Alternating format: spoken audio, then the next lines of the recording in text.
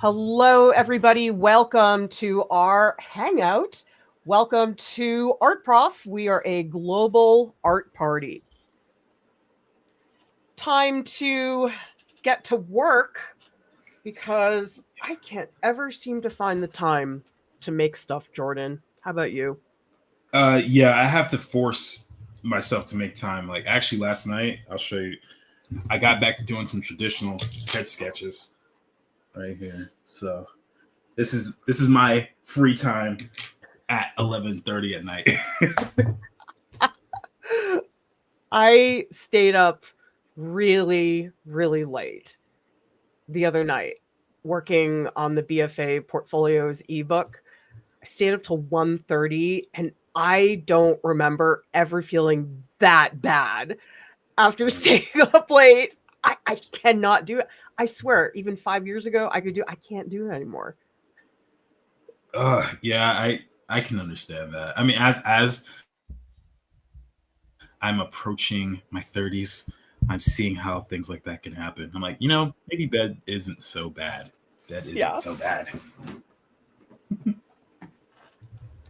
Neil is asking, is anyone drawing or painting along? Not sure I will because I'm at work right now. Well, it's still nice for you to be here to hang out with us. And remember, everybody, we are going to continue doing this, which is anytime we have a live art along, we would love for you to post anything you're making in the Discord during the live stream, and we will be pulling up what you are working on, because I just love that we are all here together working. I know I was really looking forward to the stream today. Yeah, no, I love these streams. They're very chill, they're very relaxed, and we get to have good conversation and hang out with y'all. So, yeah. I don't mind working on my own, but it's really nice to have the company. Yeah, I agree. You need that. Butter says, I've got my sketchbook ready, but first I need to do at this banana bread as I take the stream as an early lunch break. Oh my God, Butter, I made banana bread yesterday. It was meant to be. Yeah, tell us in the comments, what have you been up to this week artistically? Doesn't have to mean that you made something. Maybe you found an artist or you went shopping at the art store. Tell us about those things. W315 says, I'm reading Flannery O'Connor and getting ideas for illustrations. Oh, I'd love to know what that's about. I've never heard that name before. Karasu started their first art history college class today. Remember that, Jordan, falling asleep in a dark room? Yes, I would fall asleep in a lit room too. I would I remember one class it was bright lights and everything. That first semester is brutal. First semester is real brutal. I mean, you take a lot of sleep-deprived college students, stick them in a dark room that's warm. I mean, what else do you think's going to happen? Yeah, I don't know why people thought that was a good idea at all. Neil is asking, Jordan, your pen sketches are so neat. How do I get them so clean? I ordered a super cute capybara pen on the TikTok shop.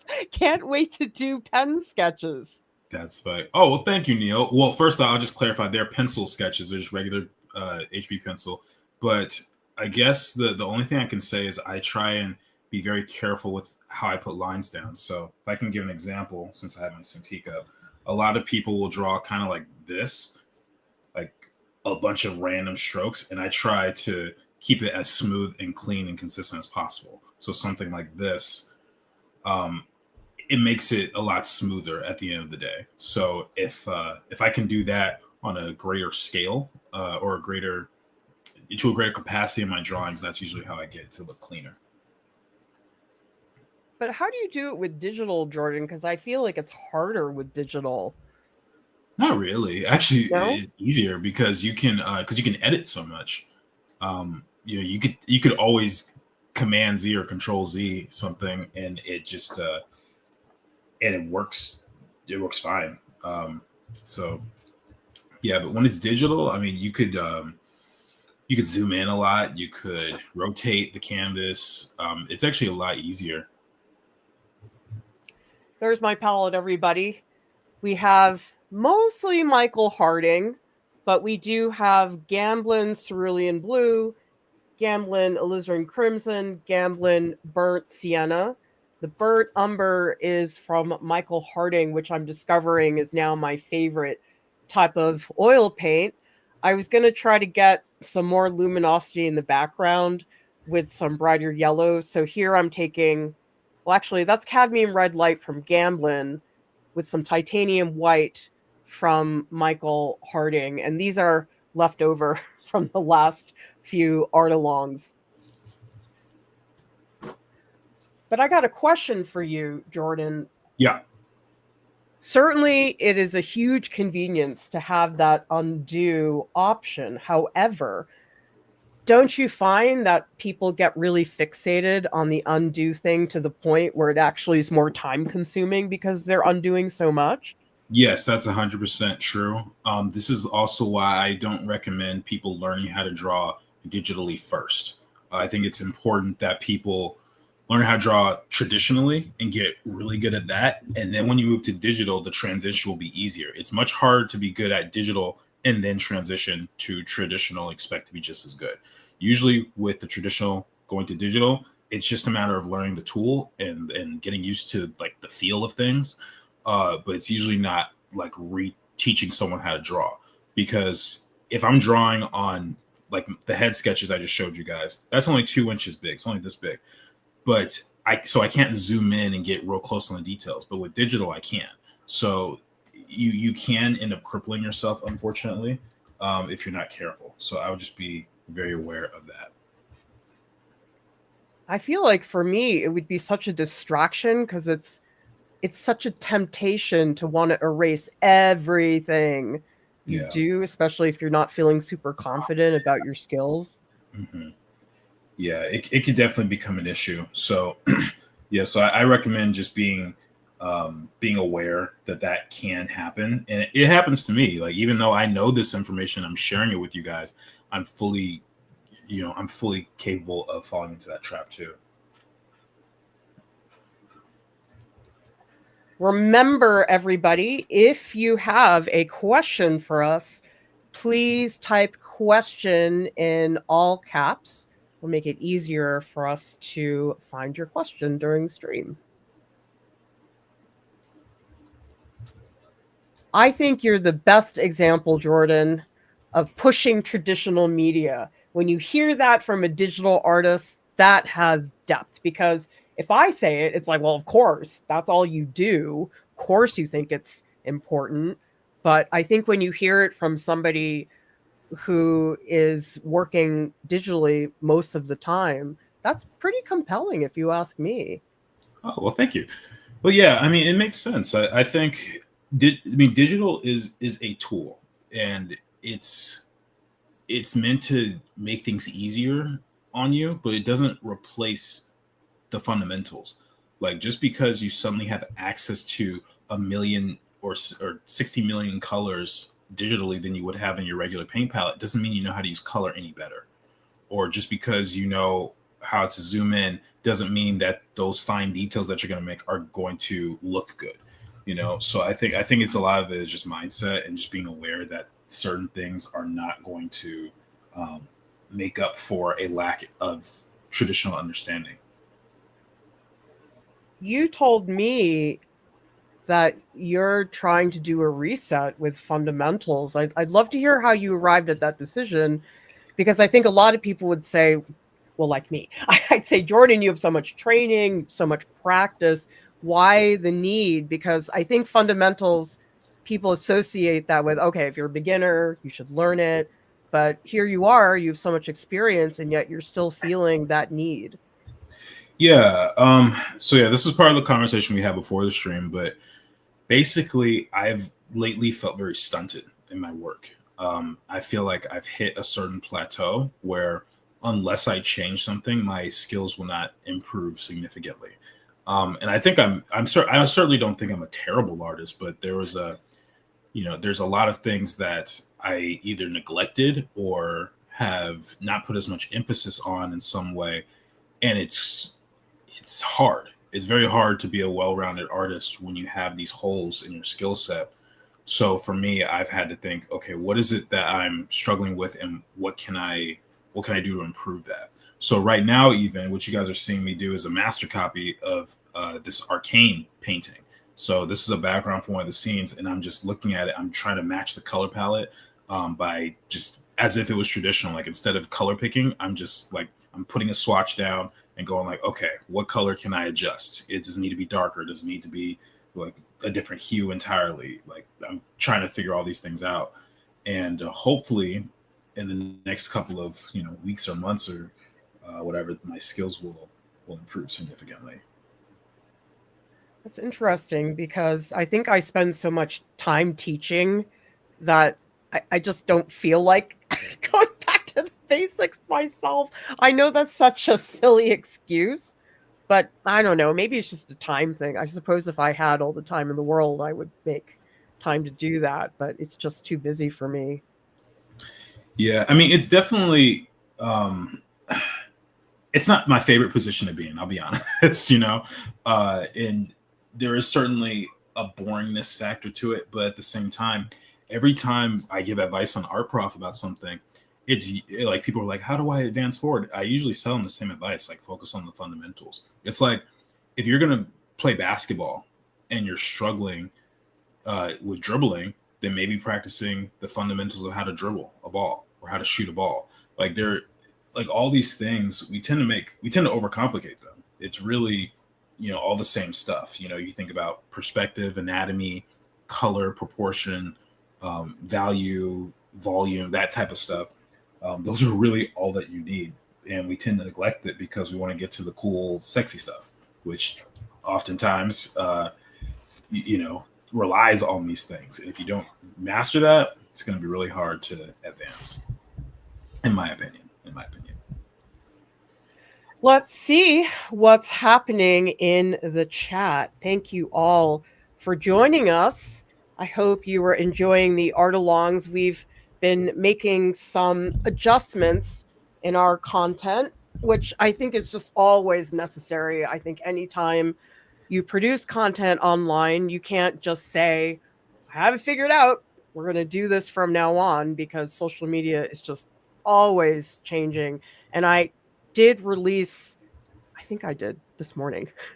I scheduled the release, but I released a video about the 2 things that are guaranteed for artists in terms of showing your work online. And that would be an email list and also your website.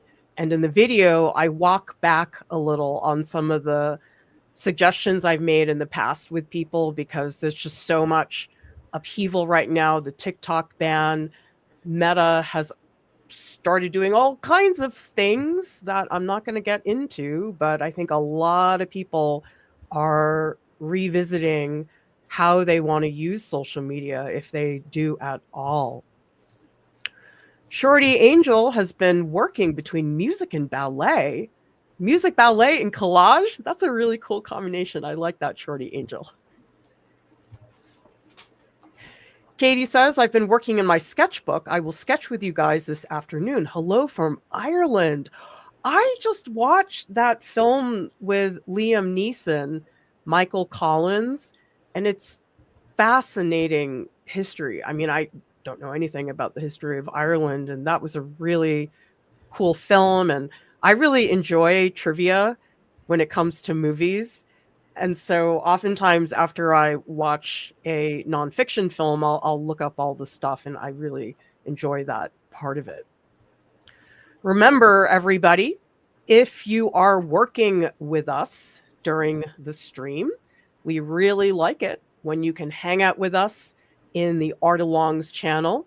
It's been so much fun. Actually, if you go in and you scroll up, you can see progress from people on previous Art-alongs, and it's just so much fun. Like, for example, Neil is here with us in the chat. And Neil, I think you started this during the painting marathon, but ended up working on it some more. You don't have to finish everything, obviously, and we just think it's so fun when all of you work with us. Neil says, I just got my very first Stay Wet palette, excited to use it for acrylic gouache. And Paula would like to know, what is a Stay Wet palette? You're going to have to do the explanation, Neil, because I have no idea. Okay, so Neil explains it's an airtight palette with a sponge thingy underneath, keeps paints wet for longer, perfect for acrylics. I didn't know there was a palette with a sponge. I mean, I've seen the ones that have a cover, but I've never seen that before. Anna's asking, I heard Clara use the term strokey during the painting marathons. Not entirely sure what you mean by that. Can you clarify? Absolutely. I think it's when you look at a stroke and it's basically you put down the stroke and the stroke stays exactly the same the whole way through. For example, some of these strokes, I start with a very thin line and then I make the line wider and then I make it thin again. Whereas if you just do a stroke and it's the exact same thing all the way through and you have lines of strokes, it tends to look, in my opinion, strokey.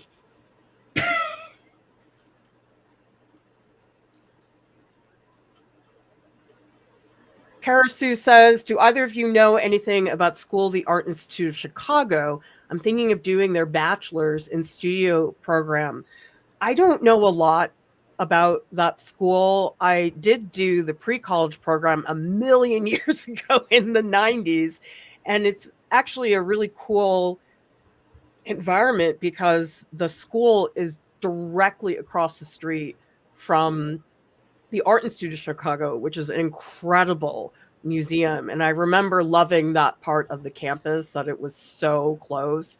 And it's a really fun city. There's so many things. You can go to the art supply stores right there. So I guess I know about their campus, but not much beyond that. I don't know anything. I applied there. I got in. Oh, you did? I did get in, but I didn't like tour or talk or interview. It was an art school to apply to. So, yeah. Well, I love this. Optic Nerve says, I'm an abstract painter, but I always try to do life drawing. See, that's what we need. We need more abstract people saying that they love to draw from life and vice versa. Because I just think all these skills, even though they seem like polar opposites, they're related. I think that a big thing I talk about with portraits is to approach a portrait more abstractly, that you have to think about it as a series of shapes and colors before you can turn it into an actual face. Yeah, I think whatever it takes to make your work more versatile, more interesting, like the more experiences that you take in, the better it's going to be.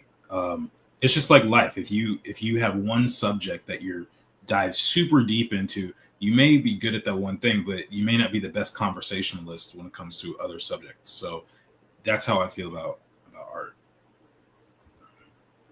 Nancy wants to know, when am I going to Chicago or Milwaukee? Send me a big pile of cash, everybody, and I will go anywhere you want me to go in the world except for Antarctica and a couple of countries that aren't so safe. Holly's asking, what's your take on art challenges? Should artists do them or not? Sure. I don't think that they're a problem. I think some challenges are better than others. For example, I find the daily art challenges like Inktober, where they give you a prompt every day, I would find those stressful because that's not a lot of time. As all of you probably know, we have our own art challenges, which are art dares, but we only say to do one artwork to officially enter. You have the entire month, and our prompts tend to be a little bit more involved. For example, the challenges where it's like, okay, today is fear, the next day is grass. I find that those are a little bit surface level, and because you only have a day to do it, you don't really get to go that far. I'd like to hear from you, Jordan. Do you find those challenges helpful? I have never once done Inktober, and I often don't do those challenges. It's mostly a time thing. I don't think there's anything inherently wrong with them, though. I think that if they're helpful, then they're helpful. It's like, you know, like if you're going to teach someone ABCs through written word or by song, like, does it matter which way as long as they get it? Like, not really. So if it helps you improve your skills and it helps you to kind of grasp um, certain concepts, then yeah, go for it. Do all these challenges, but I don't think it's necessary to do it to become a good artist. If you really think about it, in a way, almost all art challenges or all challenges are art challenges in a way, because if you're doing like if you're going to paint a landscape, that's kind of a challenge. Or if you're going to paint a portrait, that's a bit of a challenge. It just may not be one that someone else gave to you. Well, I guess it's similar to having a prompt, because oftentimes just starting totally from scratch is quite intimidating. Yeah. I was working on the BFA Portfolios ebook, and we have a huge section on prompts because a lot of people do struggle with, well, what do I do next? I know that that can be really frustrating for a lot of people. Mhm. Plus, I like prompts because it's something to begin with, but you don't have to stick with it. You can definitely have it go in a different direction. I mean, Jordan, you and I both went to art school, which is extremely prompts driven for the most part. I mean, it depends on the department, but for illustration especially. Yeah. I mean, one of the things I was told in concept art school was what my job is being a visual problem solver. So, an example, let's say that someone tasked me with designing some sort of spaceship that has to fit in an Art Deco world or style. That's a challenge, right? That's a prompt that I'm given, and then we know what the answer is, but we don't know how to get there. Like, if you think of it like math, right? So I have to do all the research to figure out, okay, this is what Art Deco looks like. This is what the time period is. This is the type of world they live in, and I have to figure out all the technology and stuff. And that's basically what my job is as a concept artist, is being a visual problem solver. So, yeah, I mean, embracing challenges is part of the job, in my opinion. Well, illustration is a field that is full of prompts. I mean, I guess you can have things like children's book illustration where, well, no, if you're given a story, that is basically a really big prompt. But if you are, say, doing editorial illustration, then you are doing a prompt. Thank you so much, Nancy, for the super sticker. It is so kind of you to support us, and we rely on the support to keep our programs up and running. Those super chats, they really add up, everybody. We are so grateful. In fact, at the painting marathon, all of you are the reason why I was able. Oh, oh my You God. good? What is wrong with me? Yeah. Sorry about that. You need to send someone over there? I'm fine. But anyway, all of you were the reason why I was able to get $100 worth of brushes. And in fact, I am painting with one of them right now. So thank you all for your support.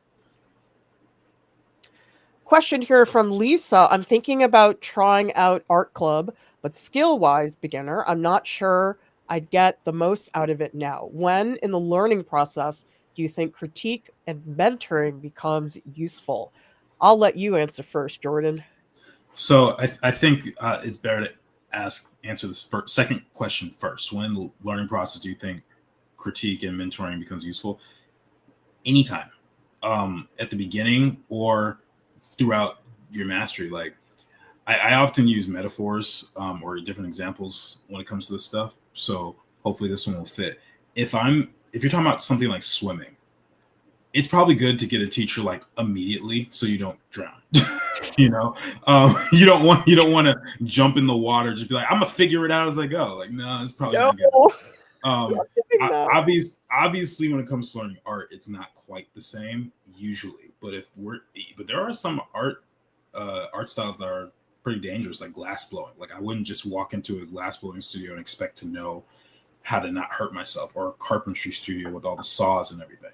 So it doesn't matter your skill level. We've had people from who come to Art Prof from many different backgrounds, various skill levels, probably every skill level you could think of, from 1 to 100, and they've all found something to do.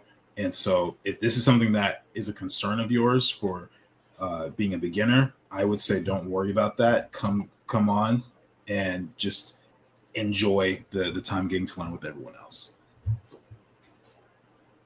The thing about just the way our platform is set up everywhere, not just an art club, is to meet people where they are at.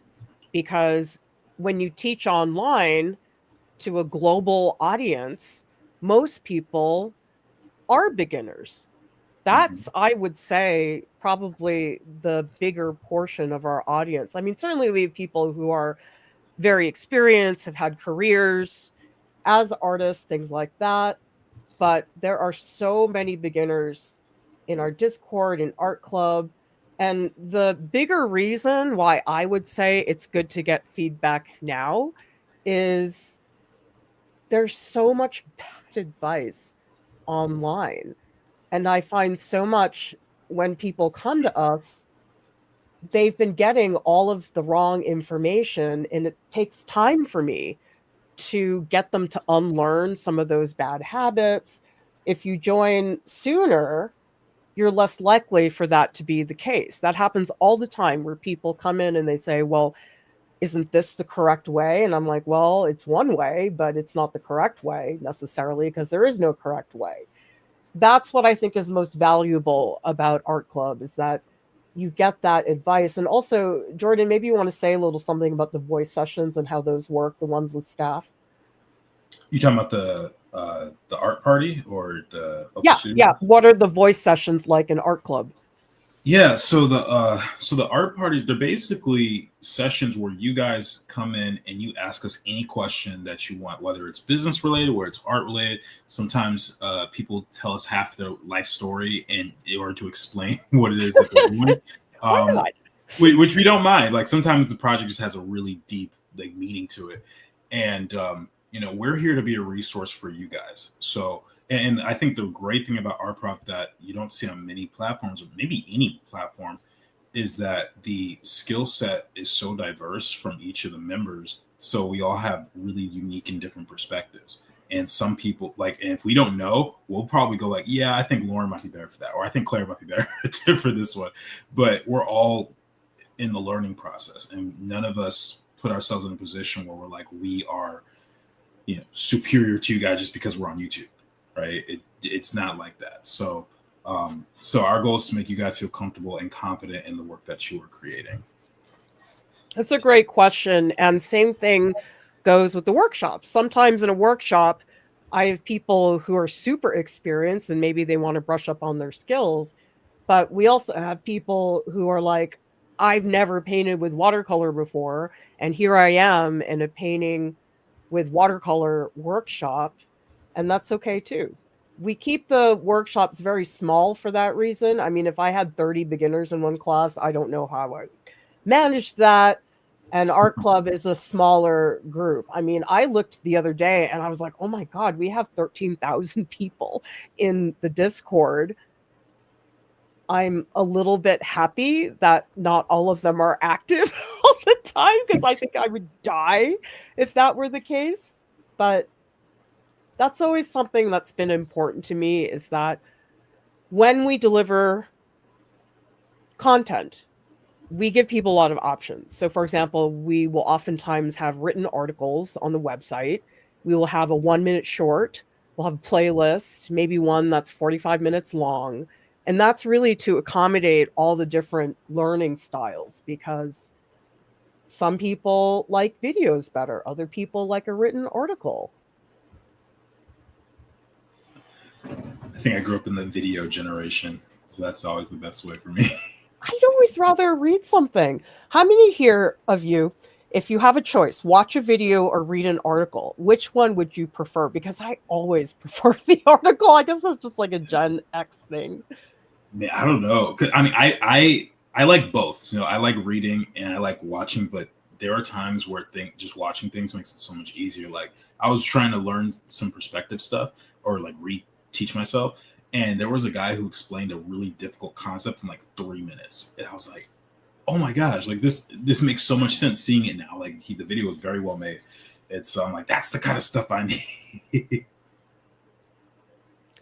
Well, we have a nice testimonial here from Nancy. I'm a doobie, started a year ago to art club. Highly recommend. It's invaluable for anyone. And yes, we did not pay Nancy to say that. Anna's saying, hope you're doing okay with the fires in LA, Jordan. I'm doing okay. Thank you for your concern. I did not have any issues. All my friends and my family are safe. I did not have an evacuation order. And for those who aren't aware, LA is a very, very, very big city. So there's some good distance. So it is scary, and I do know people who were affected, but everyone is safe. I will say that. It's so scary. Yeah. What's happening out there. But yes, we are very happy that you are safe, Jordan. Neil's asking, I've been struggling with coming up with ideas on what to paint. I've been doing film studies and cute cats. Yes, we did get to see them. But I want to start making pieces again with narratives, concepts again. Any tips, Jordan? Ooh. Well, since you want to make your own narratives, I mean, it starts with story. And I know we're more of an art channel than a storytelling channel, but I think that's really where it starts from. So figure out what interests you. Figure out what it is that you find unique about your life story, or something that you want to tell. Like maybe you have a story in your mind about some, I don't know, some ancient samurai warrior or something like that. I don't know what your interests are. Maybe. I would point out, Neil. Do lots of sketches, do lots of writing. Oh, did I cut out? Sorry, I interrupted you. Oh, yeah. I would just say, just take it slow. Don't feel forced to do anything, and just see how things develop. But it really just starts with a simple idea at the end of the day. Sometimes, Neil, a good way to start is with a story that's already been written. Then you don't have to think about doing something entirely from scratch. But then another option is something super simple and mundane. For example, I went to the market, I bought a tomato. There we go. We have a story. Although if I go to the market, I'm buying more than a tomato. Well, actually, you just made me think. There is a lot of animation that has these still shots of stuff that are pretty mundane scenes of life, like people sitting at the market waiting for someone to buy, or sitting on the dock with the still water, or looking into the city from a hilltop. Like there's a bunch of really kind of mundane things. It doesn't have to be this crazy action-packed shot. I mean, even this, like technically, this is a pretty boring scene in a way. Like it's just a city shot and people are walking. There's no action or anything. I think what people probably gravitate towards is the lime green color because that's very unique. But that's really about it. So you can have as much fun as you want with something like this. I just think oftentimes when I think of something that's too complicated, I end up all wound up in this very confusing place. And then I just don't do it. And that's bad because the whole point was to start something.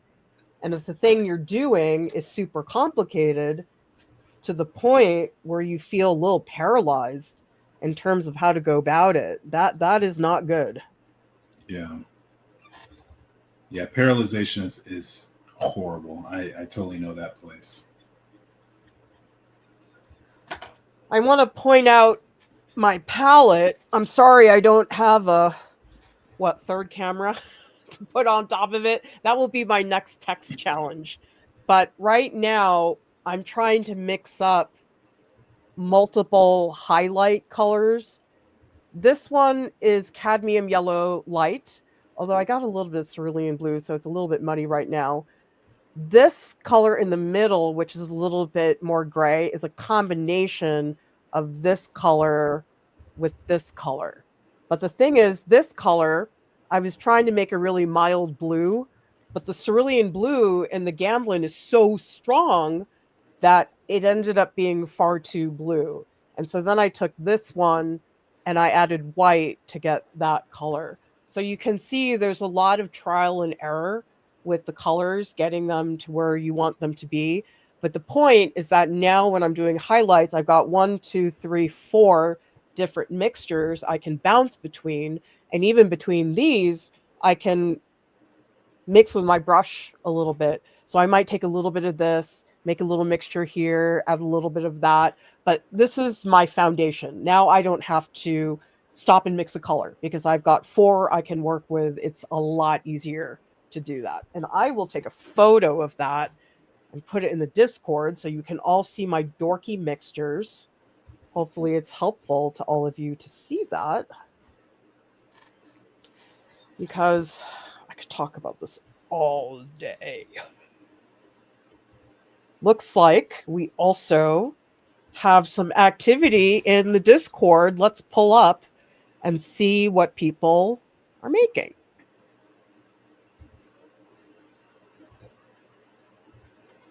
All right, I believe Butter is doing, you picked what was right in front of you because you didn't know what to sketch. A shop vac. It looks like a funny little character.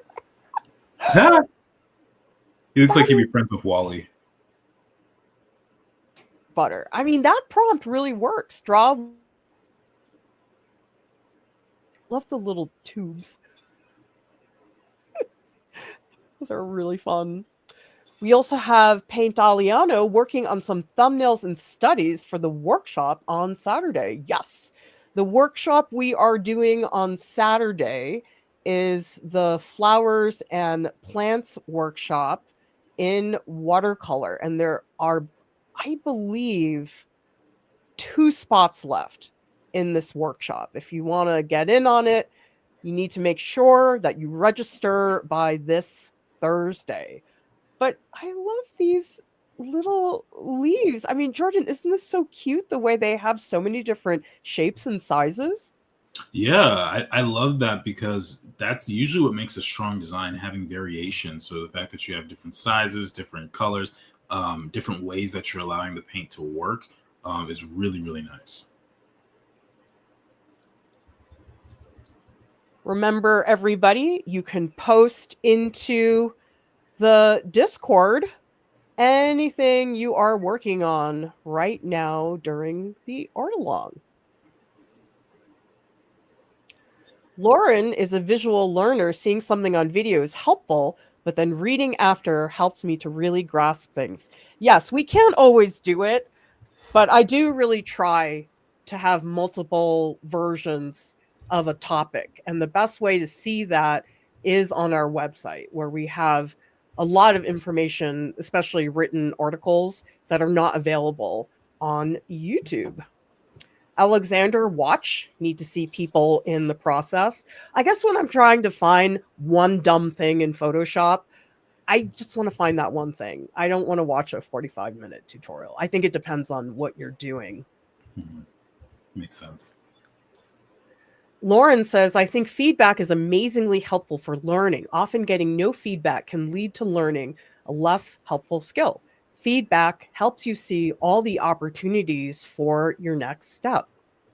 Also, Jordan, I have found that often I'm really struggling with some part of my piece. For example, Kat and Mia, they looked at some of the stuff I was doing on an illustration, I was like, I have no idea, like, what is wrong with this. And I was really banging my head up against the wall. And I showed it to me and Kat. They're like, yeah, it's this. I'm like, oh, that was easy. I really should ask for help more often. Yeah, that's one of my things. I forget to do that all the time. And I don't know what it is. It might just be because I'm an only child or something. There's probably some sort of psychological reason behind it. But asking for help is one of those things that I think is very valuable, even though I don't do it very much. So there's areas that I can grow into. Right. It's so fast. That's the thing. You could sit around and wonder all day, what is the problem with my piece? But why do that when you could join art club? You can post in the public critique channels. Just so many things that make it easier. And by the way, in case those of you guys are wondering about art club, I only do critiques in art club. I don't do them in the public channels. And also in the public channels, you do need to do 3 substantial critique comments before you post your work. Make sure you do that. I highly recommend you read the pinned messages in the critique channel so that way you know what's going on. Because if you don't do that, we will lock your post until you have taken care of that.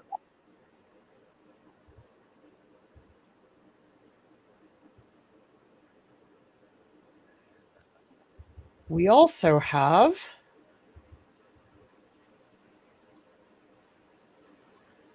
thank you all for being here with us. Lots of really great questions. Optic Nerve is asking, where is the Discord link?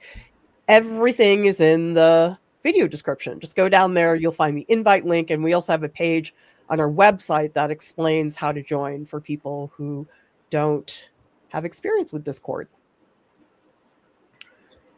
Anna says, when taking a long-term ambitious project, how do you break it down into manageable steps or assignments to give yourself? Thinking of shadow boxers, taking a project of a similar scale. Yeah, we saw your work the other day in Open Studios, which, by the way, is also a part of Art Club. It's basically like this, except you get to talk to us on voice. Yeah. So, man, how would I break shadow boxes down? I mean, it's been a multi-year process. What I would say is it depends on the outcome of the project, right?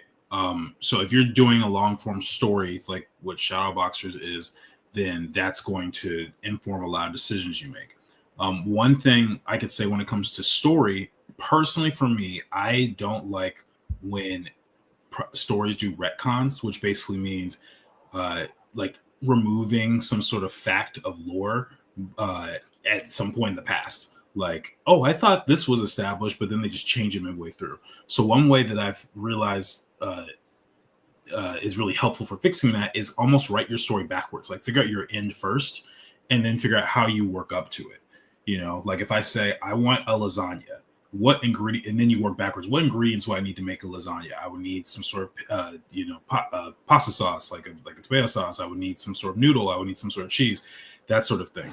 And then for the artwork, I would just say, figure out what it is that the story needs. If there's a certain scene or a certain location, there's going to be certain characters, obviously.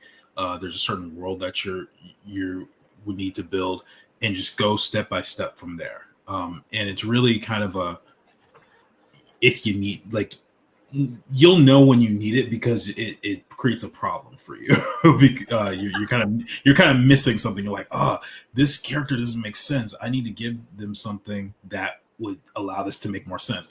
So that's the point where I would start adjusting things. Hopefully that makes sense. It's a very deep and involved question, but I don't want to go on for 2 hours because I easily could. Sorry, fixing my camera. You would not believe the tech setup that I have going, everybody. It's so out of control.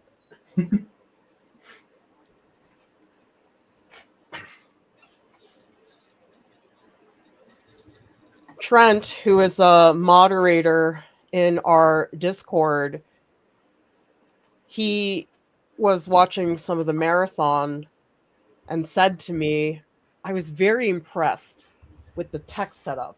And I was like, I feel so seen. I know you worked very hard on it. Oh my gosh. It took a couple of days to work through, and I was able to resolve some of the issues I was having, and I've gotten used to it now, but there was a point where I had myself almost locked into this very tiny space where I couldn't move around very much. But I think I've mostly resolved that.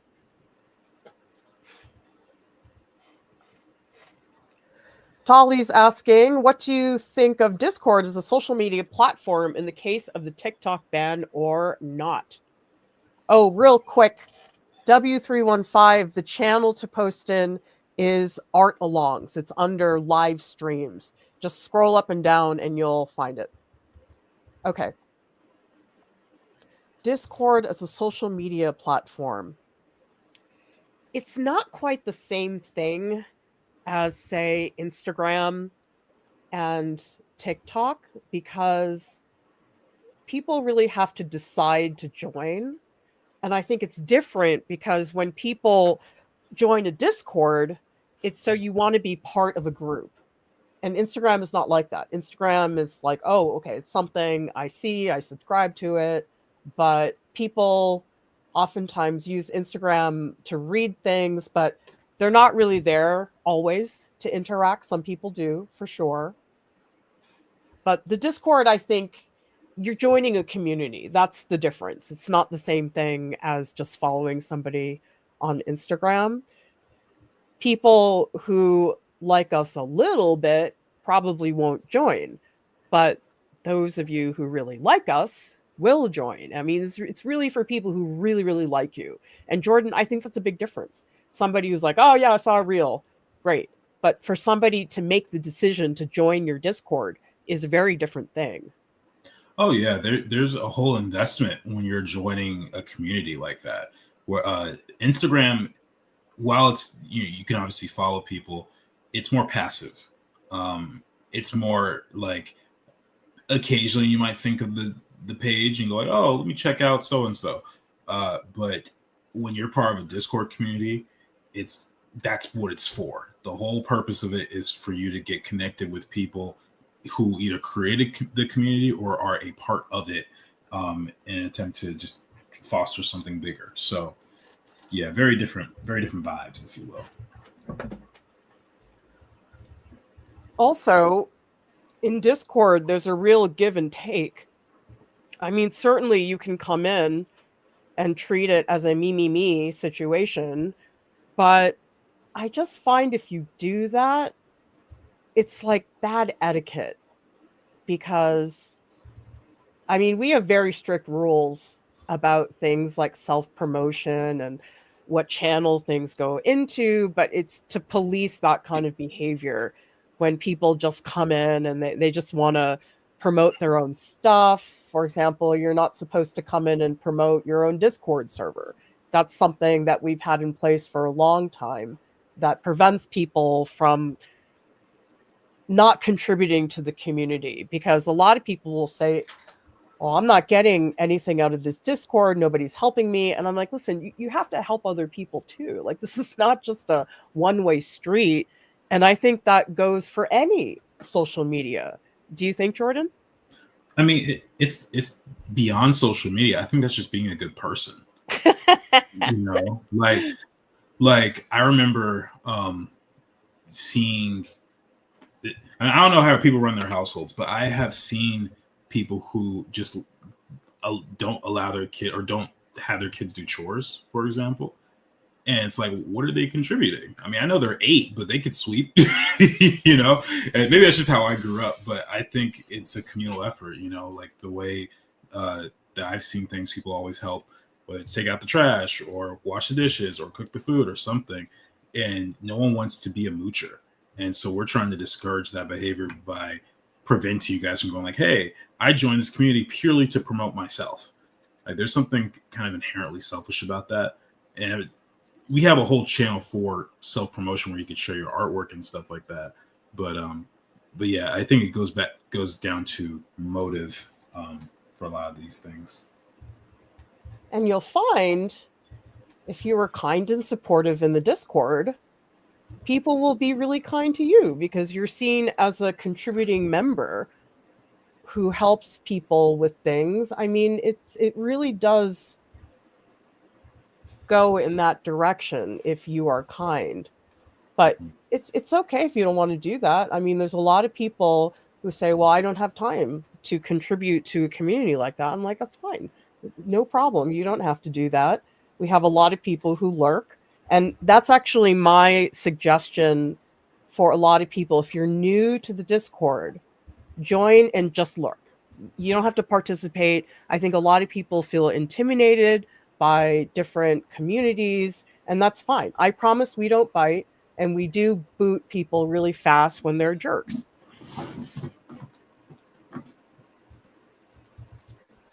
Okay, I see another question.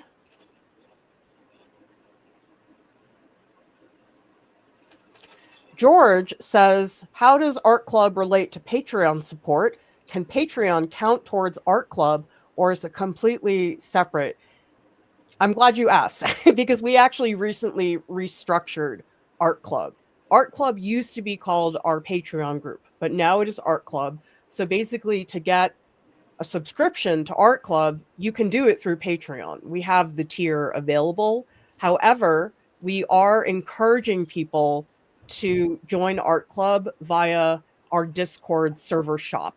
That's a lot easier because then you don't have to connect your Patreon to your Discord. I know some people have had some issues with that. That is the best way to go. So if you go to our Discord, go to the upper left-hand corner, you will find our server shop.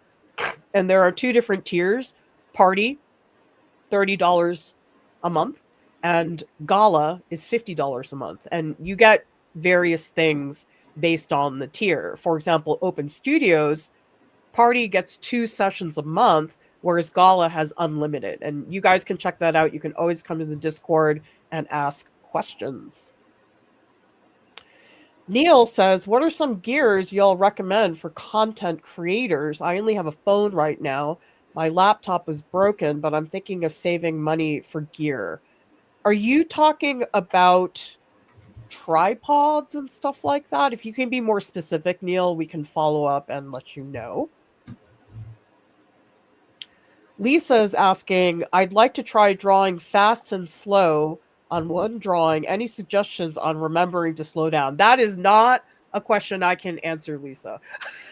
I'm trying to understand it. Try to draw fast and slow. What does that mean to draw fast and slow? This is a pacing. Let's say, for example, you're drawing really, really fast, and then you draw really slow. Oh, got it. I mean, the only thing I could say is just you got to remember to do it. I mean, that's. I don't know what trick there would be that doesn't relate to remember to do it, how to do it. You know, like, I don't know, you could write it down somewhere and keep it near you. But, yeah. Honestly, for me, most of the time that's the issue. I know I want to do something, but remembering to do it is a whole other story. We have another question from Shannon. How can I ensure I'm actually being helpful to others in the Discord? Honestly, you could just ask. Well, she is asking. No, I mean, like, ask them, was that helpful? Oh, that's yeah. Yeah, because that's what I do with my students. When I give them critique, at the end of every paragraph of speaking, I'll go like, does that make sense? Was that helpful? And I'll get their feedback. Usually the answer is yes, but there have been times where a student doesn't, usually the case is they don't speak English very well. And so I have to explain it in a brand new way using a simpler language that they would understand. And so, yeah, I mean, that's the easiest way for me is get their feedback on that. I think just coming into the Discord and supporting people. For example, we have a channel called Show and Tell, and that's a channel where people just share work. There's no critique involved. go in there, look at what people are making, and just say, hey, I really like the color in your piece. Or, wow, this is really exciting the way that you're doing this composition. Because I don't think there's any artist who would ever not like that, because it's a way of just feeling seen. I think a lot of people just really want to be seen. I think on social media, it's very difficult to get that kind of attention. And I love that people do that. That's a really easy place to get started. But also, if people are asking for help, that happens all the time. For example, we have a bunch of channels where people can come in and they can ask questions about, oh, what about this paint? Or I'm having trouble with staying on track, whatever it is they want to say.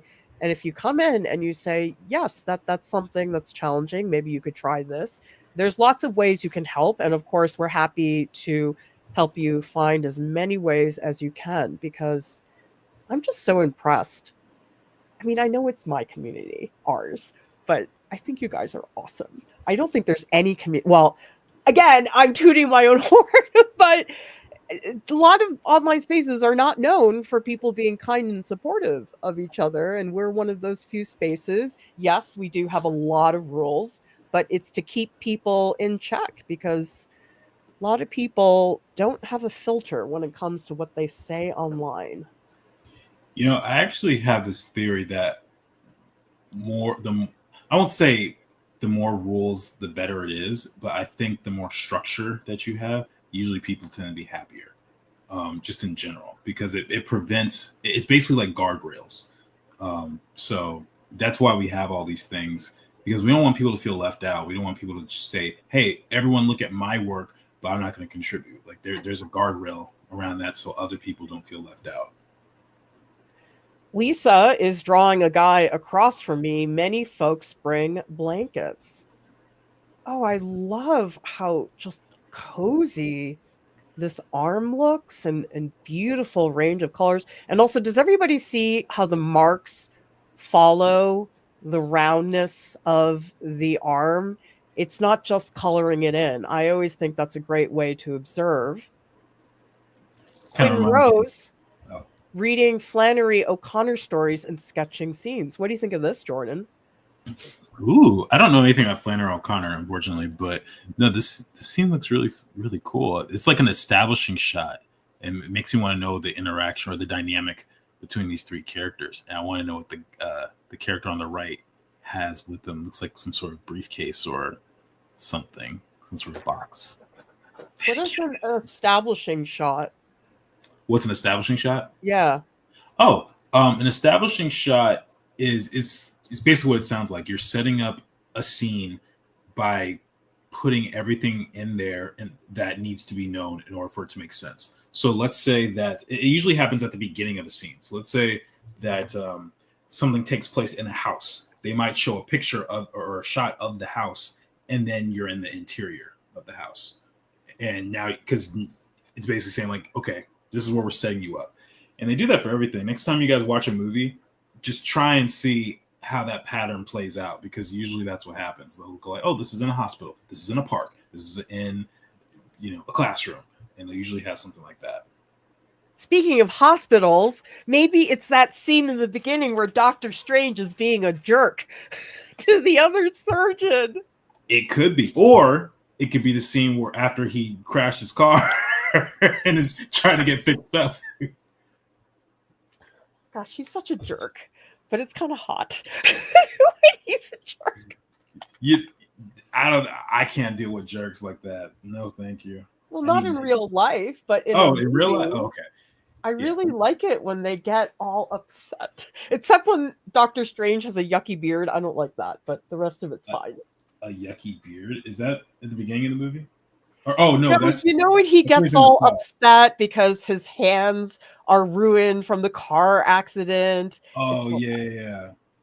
That's right. We also have Silver Song, feeling a bit too brown, may have to add another color to get the purple from the darker pods. Oh, purple would be beautiful. Oh my gosh, look at the green. Isn't that gorgeous? That's very nice. And then these little freckles that are on the side. Really fun, Silver Song, to watch this piece develop, because I think you started it on the painting marathon. And that's another fun thing about the Art Alongs channel, is that you can post stuff here anytime. A lot of people start things on streams, finish it up, or work on it during multiple streams. It's super fun. And you can see here a lot of people being supportive, asking each other questions, and you'll get ideas from this. So that's the other thing too, is people oftentimes think, oh, I have to give a critique. That's so annoying. I just want to critique on mine. But when you talk to other people in Discord, you're going to learn stuff. It's not just, oh, I have to do that. It's like you will get a lot out of that experience. Yeah, that's true. I think a lot of people underestimate how much they're going to learn from others when they're teaching, because it's what it does is it reinforces things in your mind. And if you're trying to explain a concept, and I'll use the previous example. Let's say I'm explaining a concept to a student and they don't understand because English isn't their first language, and I have to think on the fly about how to re-explain it. And sometimes I find it's a really good example. And I'm like, oh, I could use that for later. Or, oh, now I see now I understand how they're seeing things, and now I can apply it to my own work. It's actually, it's a reciprocal kind of relationship or pattern. Absolutely. And it feels good. I mean, I think it's great to talk to other artists. Actually, tell us in the chat, how many of you here could say that you have artist friends? And if you have artist friends, where are they from? Are they in real life? Are they in the Discord, in our art club? Because it's hard to have art friends. I mean, most people do not have art friends. I think that's much more common than people having them, which is why you should come hang out with us, because we want you to succeed. And there's not a lot of platforms like that. There's a lot of platforms. It's all about making money and all that stuff. But I love watching all of you succeed. It's just the best feeling.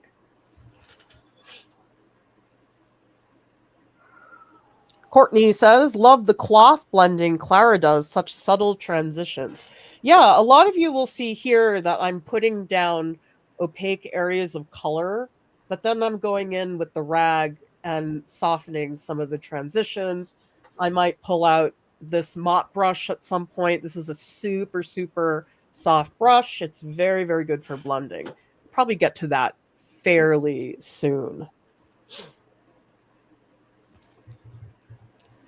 We have a question. Okay, so Neil's following up. And by the way, Shorty Angel, it's Art Alongs. Scroll up and down on the left menu and you should be able to find it. Neil is asking, yes, stuff like tripods, mic, lights, etc. Well, what is the gear you have, Jordan? Whatever you bought me. Oh. Well, what did I buy you? Ring lights. There's several ring lights in my setup. There's also what do you call those giant lamps? Or those I guess they're just lights, really. Studio lights. Yeah, studio lights. Yeah, studio lights. There's a Logitech camera. And I mean, something to hold your phone with as well. So a lot of ring lights come with a phone stand as an automatic thing. What else? That's mostly it. I mean, you just get a good camera that is able to show your progress. I mean, if you're able to do it, even if you're able to do it with just a smartphone and a well-lit room, like you can create a lot of great stuff with that. I actually find it fascinating how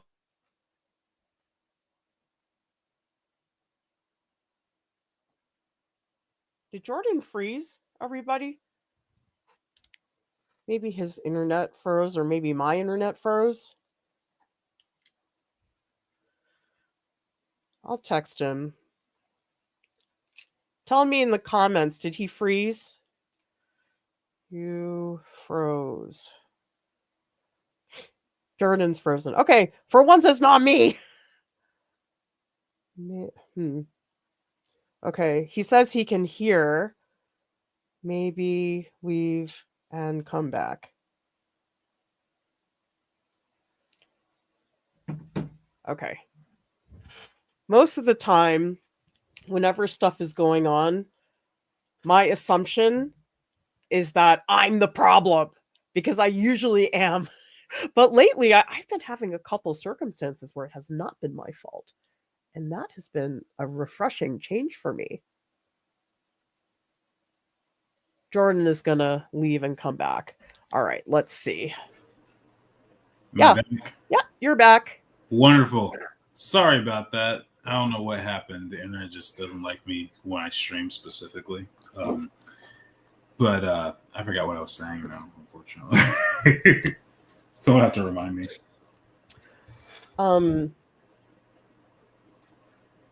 Inevitably on the stream, something happens that never doesn't happen on the stream. Yeah. It's okay. It's fine. We can proceed as. But Neil, to answer your question, you don't need as much equipment as you think you need.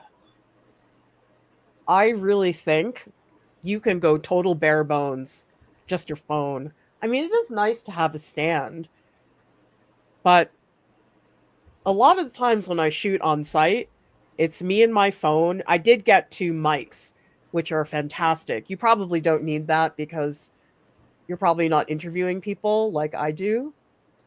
But I do really enjoy having that because sound is actually far more important than people think it is. Mm-hmm. Because, I agree. Yeah. Oh, I didn't want to cut you off. I'm sorry. I just was saying. Okay. I've gotten pretty well versed at trying to not interrupt people. It's hard though. No. Well, I'll just say this. When it comes to watching a video, if you can't hear it properly, it's going to be hard to endure. But there's so many videos that are enjoyable to watch on like 480p or 360p. You know, like there's a lot of really bad quality visuals, but the sound is what carries it through. So, yeah, prioritize getting a good mic. And you can get a pretty cheap one.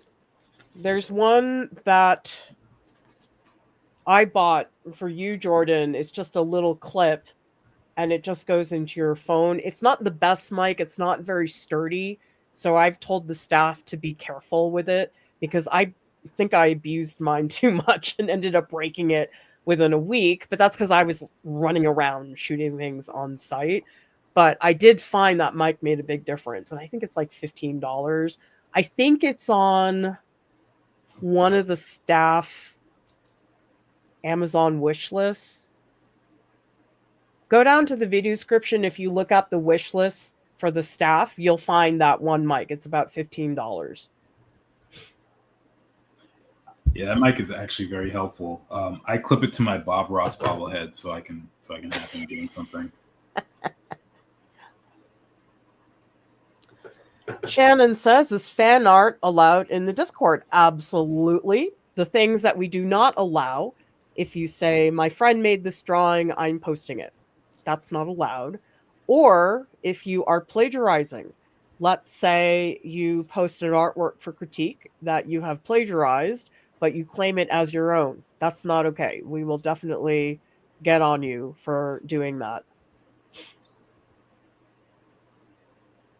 Tali says, I have a few art friends in real life. I don't know about the Discord since I'm fearful, but I'm trying to get out of that shell. Jordan, do you have suggestions for that? Because that's extremely common. I don't think there's anybody who thinks about joining the Discord who doesn't feel at first. The reason we're comfortable with friends is because of familiarity. For whatever reason, whether we spend time with them in school, maybe daycare, or we're neighbors, or even family, there's usually some sort of connection there that binds two people together as friends. So The Discord is filled with people. I mean, I don't know how many people are in it now. Was it like 10,000 or something? 13,000. 13? Yep. Okay, so 13,000 people. I don't think everyone's active at the same time, No. but Thank God. that's 13,000 opportunities to make a new friend. And I'm certain there's someone who is going to get along with you. And first of all, the other thing too is I can't think of anyone in the Discord who is not a kind, wonderful person. The people who are just not, we tend to boot very Yeah, we got quickly. rid of them. Yeah, because it's just we don't like the toxicity. We just don't want to deal with it. So that means 13,000 people have passed the test of being at least a decent person in Discord. so I wouldn't be nervous about that. It's just like the first day of school, and you know we want to be there to help you guys and help provide this community. So hopefully you don't feel too overwhelmed by that. Actually, I'm wondering, for those of you who are in the Discord, what is your suggestion for getting over that initial worry? Because I'm sure a lot of you here who are in the Discord probably felt something like that at some point when you were thinking about joining.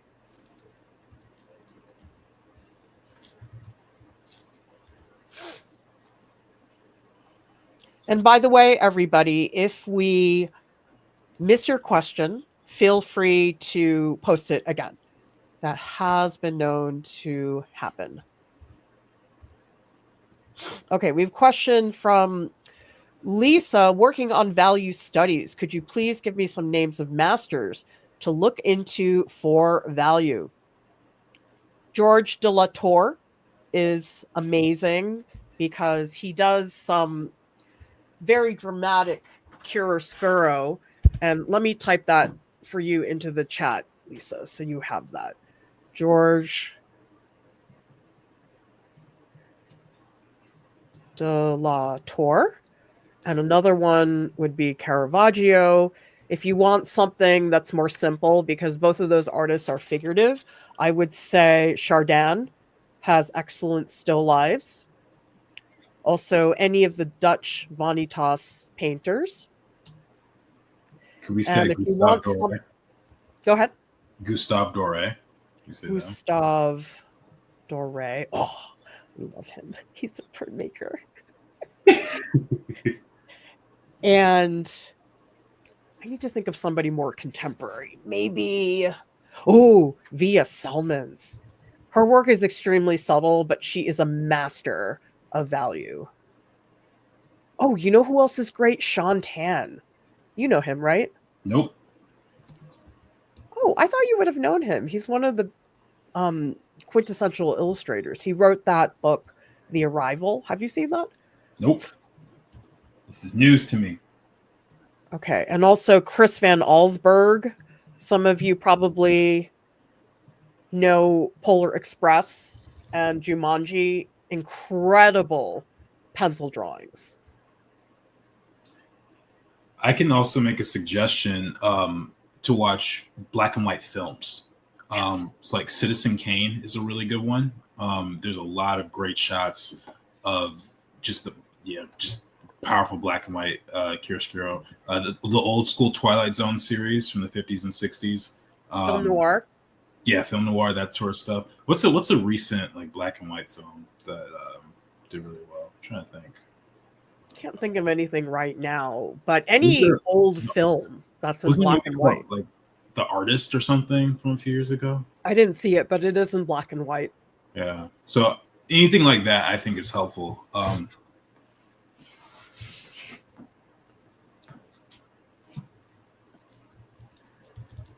The next question. W315. I have a new space to turn into a studio. What's your ideal overhead lighting?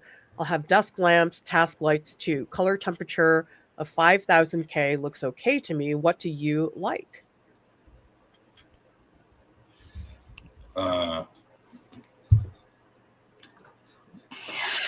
I'll be honest, I don't know how much lighting really affects me like that, because when I work in color, I'm doing it digitally, so it's a backlit screen. And when I work traditionally, it's usually just a pencil sketch. So it doesn't really matter the lighting condition. I think natural light is always best. So if you're able to figure out how to do that, that will be helpful. But if you're talking about like an overhead light, I mean, do we have this lamp? I don't know what kind of lamp it is, Clara, that you got for me, but it basically comes out all these angles. You can twist and turn it, and it has a blue light and a warm light at the same time. I don't know what it's called, but it's super helpful. And you talking about like this one with the umbrella? No. It's a literal it's a lamp. This one. Oh, that that is it. I guess you just don't have the lighting umbrella on. Oh, what? I didn't know that you could do that. Okay. Well, maybe I didn't send you a lighting umbrella. I have an umbrella. I didn't know you could attach it to that though. Yeah, that's the whole point. What? I've had this for like 5 years. I had no idea. Jordan. Well, I feel dumb. Awesome. I like it when, for a change, I'm not the dumb one. Yeah, I will say this though, it hasn't given me a hard time. Like I've been able to do everything I need to do with it, so it's all good. It's all good.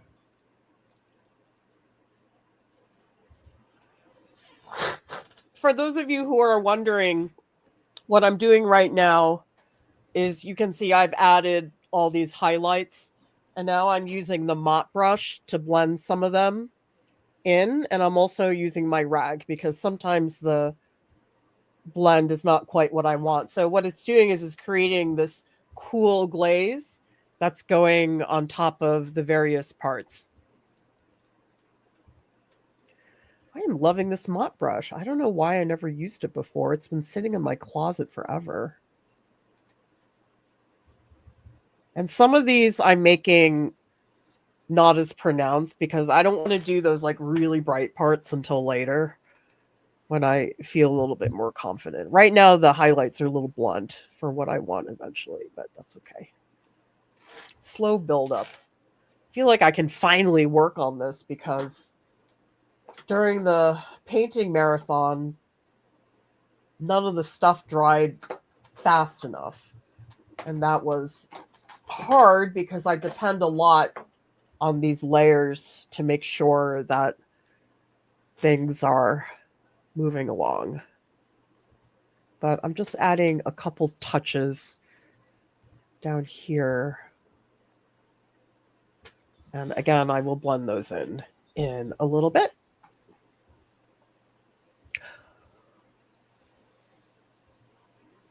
We have some great suggestions. I love the way everybody here is helping each other.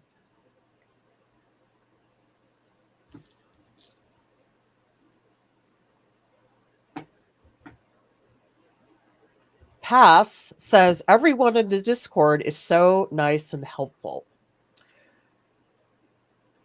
Ka says, I really like the Discord. I don't post a lot on it, but I love seeing other people's art. Yeah, when you just lurk, you can learn from what other people are posting. I learn. I mean, I went into the painting channel and I said, hey, who here has done solvent-free oil painting?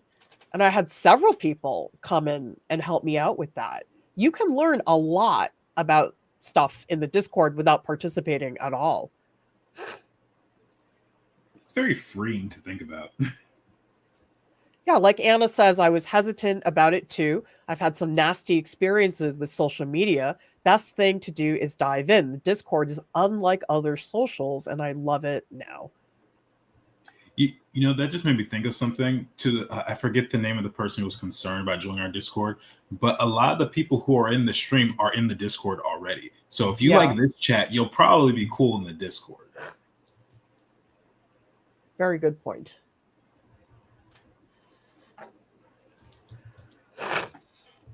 Courtney says it was intimidating from a tech standpoint, never was on Discord before, made mistake and was kindly offered help. love seeing all the work and variety. That's the other thing is once you get into the Discord, we have a whole team of moderators. I'm in there pretty much every business day. And if you have trouble, just at moderator and somebody will come in and help you. So once you get into the Discord, that is the hardest part. Once you're there, we have plenty of people to help. We have other community members, people who have been there for a long time, who are always happy to help. We always make sure that people get a reply when they need assistance like that.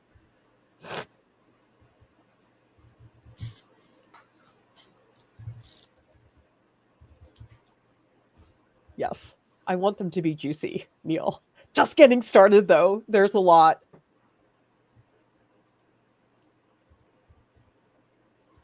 Okay, Tally has a question. What options are there available as a person with special needs but is into art and storytelling but is limited with social media due to family concerns? I'm guessing, Tally, you're saying you're hesitant about social media because you're worried about your family seeing it, and you can follow up. But what's your thought, Jordan? I know a lot of people are very worried about social media, especially now, and it's not always the best place for people. What would you recommend? If it's a family, if it's a concern with family saying, hey, we don't want you to either be bullied or face some sort of criticism that's going to be difficult for you to handle, maybe what you can do is kind of work with one of them to kind of run the social media for you. Like you make all the artwork, you can take the pictures, and you even write the posts, but maybe let them handle the actual posting and commenting on the social media. Because it seems like your thing is I just want to share the art, and maybe they're able to protect you in that way. I don't know. I would say, and again, this is in the video that's probably posted already, start an email list and make a website, because those are places where people are not commenting. I mean, sometimes I'll send out an email and some people will reply, but for the most part, people just read the email and that's it. I think the fear of social media for a lot of people is the comments you're going to get. How many people here, if you're on social media, have had nasty comments on your social media? We have definitely gotten them, but we also have people who moderate the space. Again, just like the Discord. For example, if somebody writes something in general, we always delete comments that have swears in them just across the board. Doesn't matter what it is that they're actually saying. Deep D helps a lot answering comments on our Instagram. But the thing about an email list and a website, it just doesn't have or invite bad behavior. Do you have an email list, Jordan? You do have a website. Yes, I have an email list for shadowboxers. So I don't know if I don't know if I should plug it or something, but yeah, I do have an email list on my shadowboxers website. What is the website? Shadow-Boxers? Yeah, shadow-boxers.com. Okay. I can type in the chat too. Yeah, that would be great. Email list and website. For example, I'd like to hear from people because I know that TikTok ban is imminent. And I feel so bad for the people whose entire business and livelihood is on TikTok, and also because people can't use CapCut anymore. There's so many people who use CapCut for all their editing, and that much a stink. I thought CapCut was its own app, though. I don't have the tech things, but something about CapCut is disappearing because of TikTok. I think. Oh. Correct me if I'm wrong, everybody. Interesting. I didn't know that.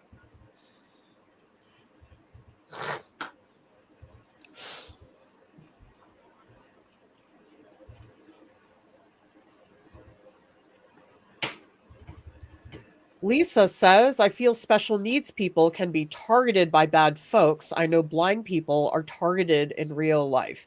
Yes, I mean, it depends on the person and obviously the content and everything, but there are risks to posting anything online. And some people,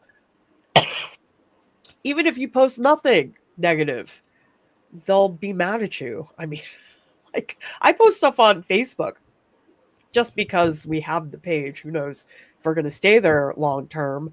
But I was like, wow, you really worked hard to find a reason for this post to make you angry. It's really surprising how quickly people, I mean, I feel like people like that, they've decided they want to be angry and it doesn't matter what you write.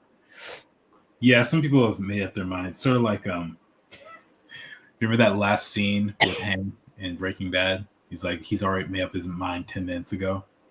Yeah, exactly. It's just like that. I won't go into the details of that scene because it's rather spoilery and gruesome. Alexander says, I'm not popular enough for bad comments yet, but I do get scams offered now and then. I figure it means I'm getting out there. Just delete relentlessly. I mean, we get stuff like that as well. I like the spin on that, though. Like, it must mean my work's getting seen. That's a very positive outlook on that. That's great. Good point from DJ, who says, I've never had any nasty comments on social media. The benefit of having a small following of mostly other artists. Exactly. A lot of people tell me they're extremely hesitant to be on social media because they're worried about mean comments. But honestly, everybody, you don't get mean comments until you have a very large following. I mean, for me, that was the sign that we had made it, whatever that's supposed to mean. But we start to getting some really rude comments. And I was like, what is going on? And it's because the algorithm is serving up your stuff to more people, and that therefore invites a lot of people who are not very nice. But when you have a small following, that's a lot easier to deal with. You know, there's a YouTuber named Ross Tran, or his channel is called Ross Draws, and he did a panel at Lightbox with Sam Does Art and Loish and another artist, all very popular. They all have like 1 to 2 million subscribers, right? And all of them were asked the question about handling social media and do they ever wish things were they could go back to the beginning. And all of them, without fail, said, as much as I love my audience, I do miss the days where I was a smaller creator, because there was less pressure. And I think Ross even took like a year or a year and a half off for mental health reasons. Like he just took a break from everything. So, you know, there's problems either way. You're a small creator and you aren't really well seen, or you're a very big creator and you get lots of criticism that might overwhelm you at some point. So I would say don't despise small beginnings. And I think all of us as artists, including myself, would do well if we were just content with where we were. It's not an easy thing. It's not an easy thing at all, but I think that would help to reconcile some of these challenges that we face. I mean, I know people want a following, but there are issues when you get to be a bigger channel that you don't have to worry about. For example, one thing that I do, which I don't know, maybe this is paranoid of me, but whenever we release a new video, I always babysit it a little bit.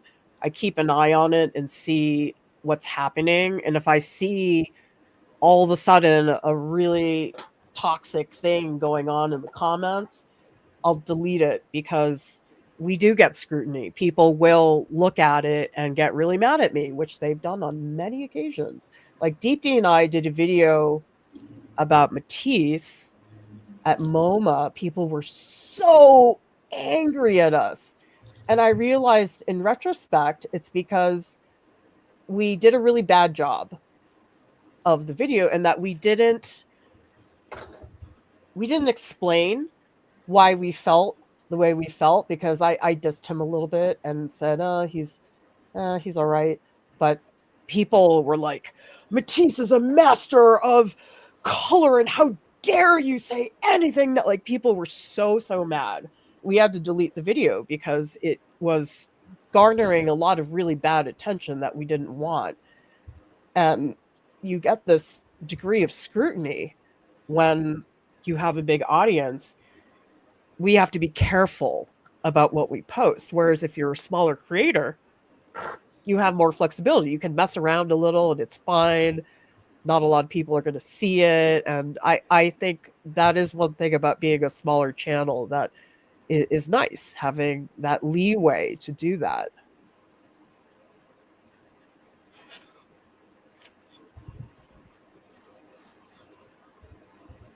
Neil says, I probably should go get my domain name for a website, but I feel guilty because I'm not earning money from art. I don't know if it'll be worth it. Oh, the domain name is extremely important. If there's anything you're going to spend money on in terms of your website, it's the domain name. For you, Jordan, you went through a little thing with Shadowboxers, right? Because I don't think the just straight Shadowboxers was available. Yeah, so the person who owned shadowboxers.com was only gonna sell it for like $5,000. And yeah, and the website doesn't even really exist. They just have the domain, but there's nothing there as far as I know. And I was like, okay, either I pay $5,000 or I just make up a new domain name. And so that's why it has the hyphen in there. Not because I want it to be there, but it's just because I don't really have much of a choice right now. Maybe one day I can adjust it in the future or something. Maybe the guy will be like, you know what? Instead of 5,000, maybe we'll do 200. And that'll be great. And then I'll just have to, remove all my shirts and stuff that have the website on it. But yeah, it is definitely a challenge. And you get one chance in these situations to get it right. So you want to make it worth your while. You don't have to be selling art to do it. I mean, I'm kicking myself that I didn't get on Blue Sky sooner because ArtProf was not available. And I had to do Art-Prof, and it's so annoying when the names don't line up across platforms. Like, I was able to get ArtProf on Venmo, but I couldn't get it on Instagram. So Instagram is art dot. It's just like, like I find that really annoying that I didn't snag a lot of those names early on.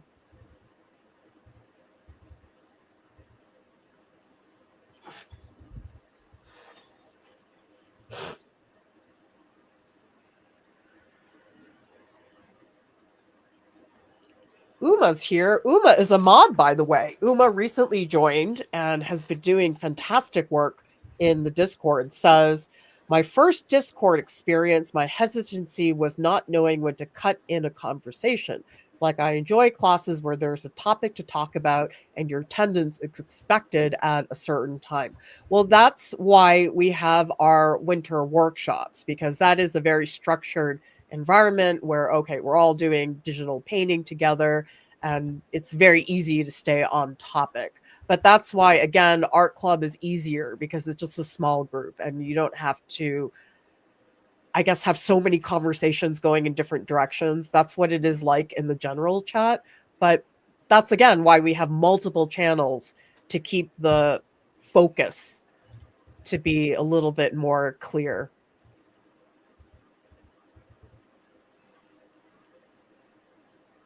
Uma says, I found once I participated in a convo or started one, everyone was so kind, engaging, and helpful. Very genuine connections from people of all walks of life, cultures, and countries. Oh, I've met up with a whole bunch of people. In some case, I met up with people in foreign countries. It's amazing. I just love that part of it. Well, here's a comment from W315. We have to decouple art from earning money. Art isn't transactional. Art is not inside the paradigm of late stage capitalism. Well, what do you think about that, Jordan? Because there is money involved with art in some circumstances. What's been your approach? It's very multifaceted. I think that a lot of people have a desire to be artists, but are afraid to do it because of finances, which is a real concern. I totally understand. Everyone has bills. Life is expensive. Sometimes people criticize me for not leaving my house very much. I'm like, look, outside is expensive. And that's exactly what I say. I'm like, especially in a place like LA, to go outside, if I'm going anywhere, it's like parking is expensive. Then if I'm going to eat something, if I'm going to go buy something, like all these places have parking structures. Like literally just the act of leaving the house will cost me $100 sometimes. So I'm like, yeah, I'm gonna stay in this apartment that I pay such and such money for, and enjoy it. But as far as money goes, I think that it's a legitimate concern, and I think we would do well to just follow the passion of not just being an artist, but finding a way to help others with their art. Like I was listening to this YouTuber, and he was saying that instead of like trying to find like the ultimate passion to serve yourself, find a way to serve others with your passion. So for Clara and I, for example, that's teaching. You know what? Like I actually enjoy teaching way more than working in the industry, and I didn't think I would. But that's just kind of how it is. And you know, things and opportunities do come from that. People have reached out to us because we have a channel like Art Prof. So, yeah, I think that battle is very individual, but I think it's worth it to do art for the sake of the enjoyment and wanting to help others with it, rather than just trying to get rich off of it. I think the money will come eventually. I mean, not a lot of people get rich off their art. The people I know who make their sole living on their art, it's like I can count them on one hand. I don't know a lot of artists. A lot of them have another gig, they're teaching or they're doing something else. This whole idea that you have to make your entire living off of selling your work, I just think it's really unrealistic. There's so few people are able to make that happen. And the people that do, I mean, they're really famous. Okay. I'm not talking about run of the mill. I mean, there certainly are people who are not famous and make a good living. I'm just saying that the number of people who really can pull that off in a significant way is tiny. Not a lot of people can do that. Yeah. It doesn't have to be everything. I mean, art is a beautiful process. I enjoy it, but that's not all of what life is. And many people have multiple interests. You know, there are many people who actually there's a guy on Instagram. He does these paintings of cartoon characters, and it's like super. He'll do like the super clean, flat color, like there's no blending at all. He'll paint like a character from like Looney Tunes, like Daffy Duck, and do this really pristine line drawing. I looked on his profile. Dude's an MD. He's a doctor. Oh, really? Yeah, I was like, what? Like, this is so. And he's young too. He's probably like maybe 33, 34. And so he does art, and he's a doctor on for his full time. And he was doing well on his YouTube or his Instagram page too. So I think that the era of I can only be this one thing is, if it's not behind us, it ought to be, because life is much more complex than that. And I also don't want people to feel limited by their options. You know, like for me, like I'm tempted to think that sometimes too, that I'm like, oh, I'm just an artist. But then I'm like, well, I also teach, and I also do this, and I also do this, and I also do this. So there's nothing wrong with that at all. Nope. I mean, I got invited to be on a Canadian science show because I released a video on the anatomy and art history of the butt. You just never know. I mean, I wish I could do that all the time, but I've gotten really cool opportunities. Oh, and something happened to me, you guys. I signed something the other day. Not gonna tell you yet, but it's written. I signed it. I Guess don't what even it know is? what this is. I'm curious now. I I have no. know. I'll tell you at a staff meeting. But can you guys guess what happened to me? I signed something. That's all I'm going to tell you. Are you the leader of a new country? No, unfortunately.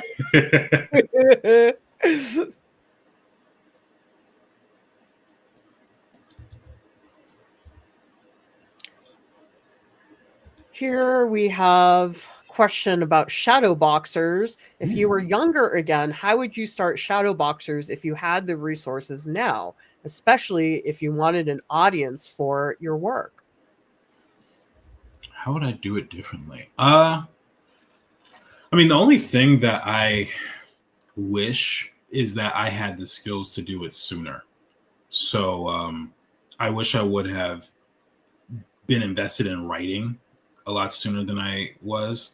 I wish, but that's a challenging thing because it's like, how do you force yourself to grow outside of just the natural process of time Yeah.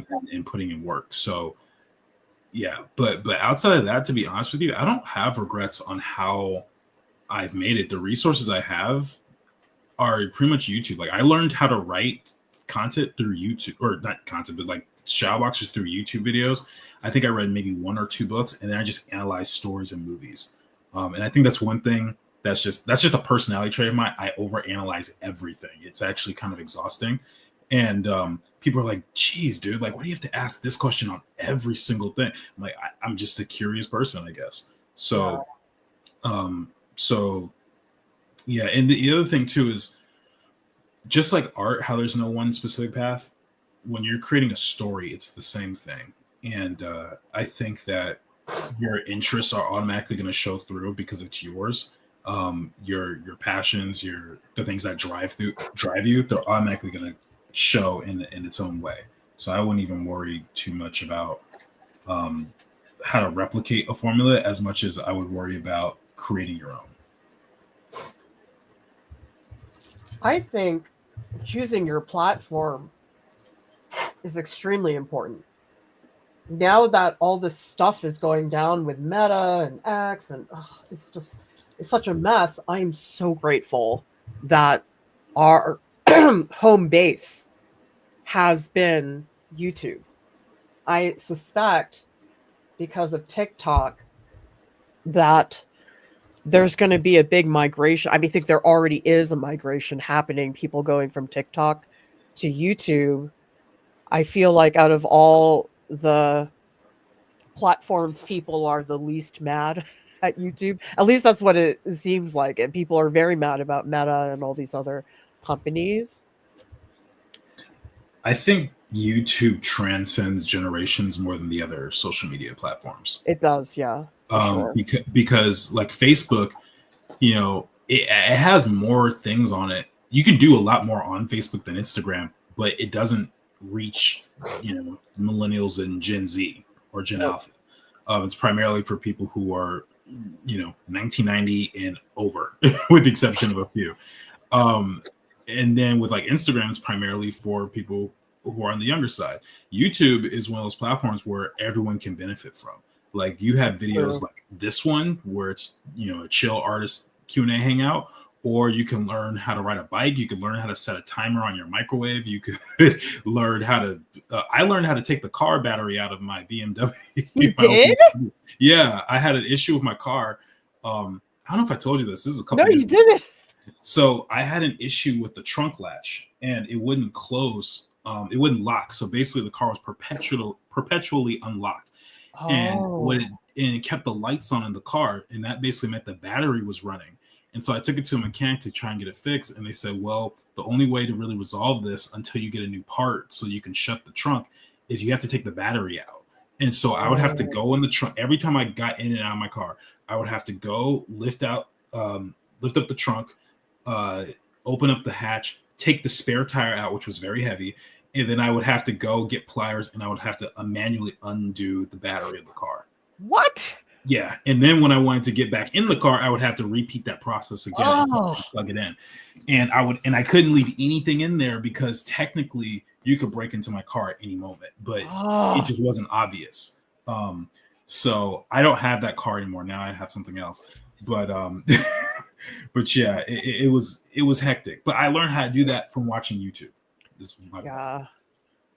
I think people associate YouTube with, it's dumb entertainment videos, but I think YouTube is one of the most extraordinary educational resources that's ever happened. I think that is largely what a lot of people use it for. I mean, sure, I use it to watch Aaron Tveit videos, but Most of the time I use it for when I'm like, oh, I need to look this up. That's very common. Yeah, I think YouTube has by far the most potential for growth than any other platform. Yeah. I don't think it's a contest, honestly. Well, also on YouTube, we have videos we made 8 years ago and they're still getting views. I found on Instagram, after about a week, the video is done. Unless the video goes really viral. We've only had like a few, and those keep getting views. But everything else is dead in the water after a week. And YouTube just has so much more going for it in that way that you post a video and it just has a very long life. Yeah. Yeah, I found myself watching videos from like 8 years ago and not batting an eye. Like it doesn't even feel weird. Yeah, nobody cares. But the other platforms, you're done after a little bit. Yeah. And I think also one of the reasons for it is because with things like Instagram, it's very much what the modern trend is. YouTube doesn't really have that. They will promote stuff just because. And Right. of course, people do make content that is like news based. So if something's happening in Hollywood, they'll make a video on that, and suddenly a year later, that video is obsolete. It doesn't matter. But usually, Evergreen content. yeah, evergreen content. Yes. So usually those types of people, they'll make like 4 videos in a day anyway, so it doesn't really matter. But something like how to draw a head, that's never gonna, that's never gonna not be evergreen. So yeah. Well, Lunja would love for me to be the leader of a new artist country where all the art supplies are free. Oh, man. I don't even put that thought into my head. I'm already thinking about it. You got enough responsibilities? Neil wants to know if the thing I signed is the same thing as a surprise for March. I'm not telling you about March. I'm just telling you it's a really big deal. And I'm like getting teary thinking about it.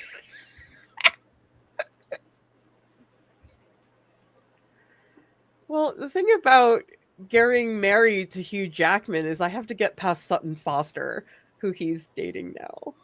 Oh well. Lisa's asking, where do you see the focal point of your painting will be? Right now, it seems like the cherry's on the right, but that's probably because you're focusing on the details there. I think focal point, geez. I actually don't think it's the big cherry because a lot of this is backlit. I guess the focal point is sort of up here because this is where the luminosity and contrast is. But I guess I do want these to look very succulent. Isn't that what people usually use to describe beef? But anyway, yeah, I think it's up here. I think people go here first, and then they come here to absorb some of the lusciousness of the cherries. Lusciousness. It's a fun word. It is not an NDA, but it hasn't been announced yet. Sorry. Yeah, guess what the March thing is? Oh, I get emotional.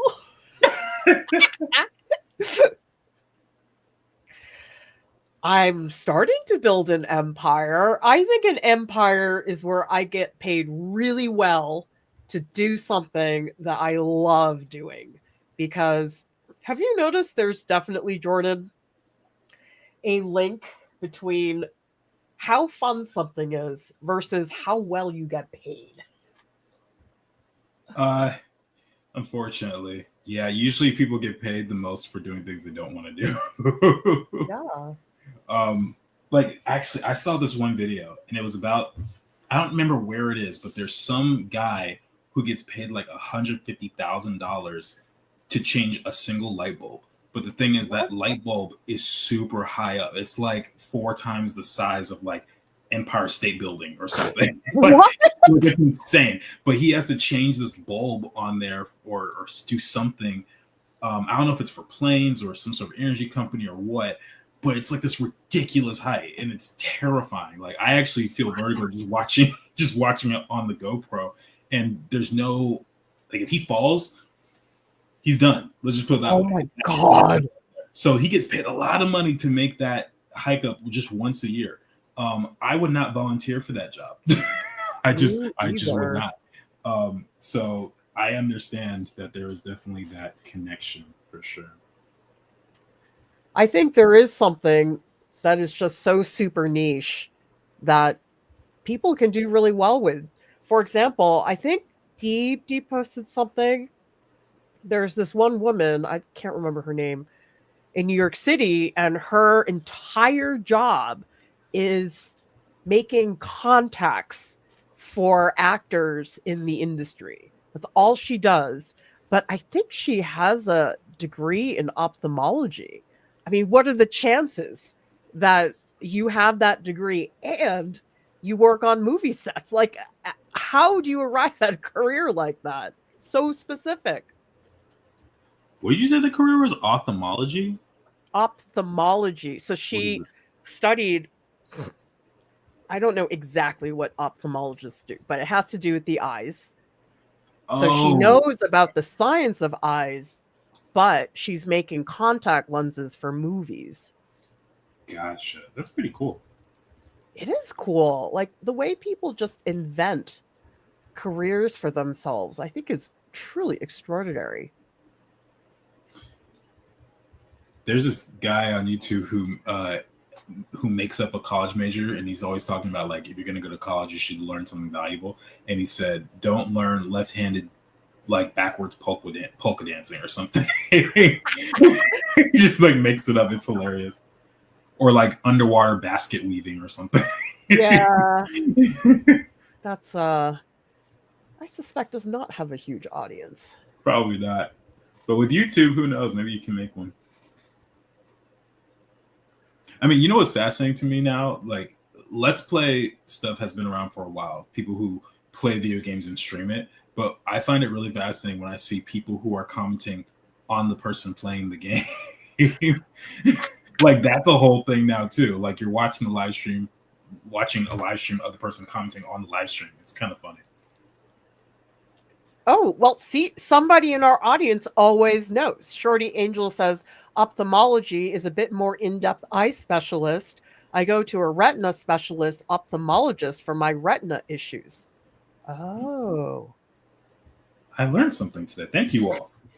Well, Pa says underwater welding pays really well. Oh my God. Can you imagine the people that created the foundation for the freaking Brooklyn Bridge? I mean, that's truly terrifying. You know, I remember you're gonna laugh when I say this. There's a Spider-Man game from 2005. It's called Ultimate Spider-Man, but there's a part where you can go swing through the bridge that's underwater. And I didn't realize that there was a bridge like that, but I just thought about it. I was like, how do you make that? Like, how do you go about the process of digging this hole and figuring out that it's, first off, that you can do this, and then that's safe for people to drive on constantly without something breaking. And like, I just had all these questions at 10 years old. I was like, how in the world is this possible? Yeah, it's. You know what I thought was scary? Did anybody here see that film Free Solo? It's about this guy who climbed, I think it's called El Capitan. It's this huge, I don't know if it's a mountain, it's something. But anyway, he's bare bones climbing this mountain, which is, gosh, I wouldn't even do that if the thing was 10 feet tall. Like, I that scares me so much. Okay. So he's doing this. And to make the film, they had to hire cinematographers who were also expert mountain climbers. Like, who are these people that can do, like, that just blew my mind that there are people out there like who has both of those skills. So wild. But that's where the niche thing comes in, and people are always asking, well, how much do I niche down? And it's hard because sometimes the audience is not that big, but they're like super into it. And that's all you need. You don't need to satisfy every person in your audience in the world. That's a good point.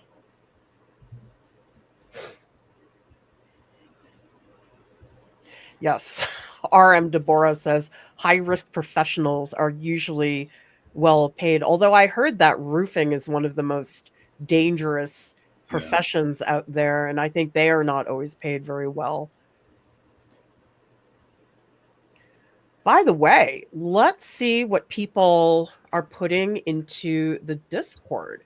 So Butter got time to swatch some colors for the white still life of mushrooms. Oh, I loved what you did in there. So here are some of the swatches.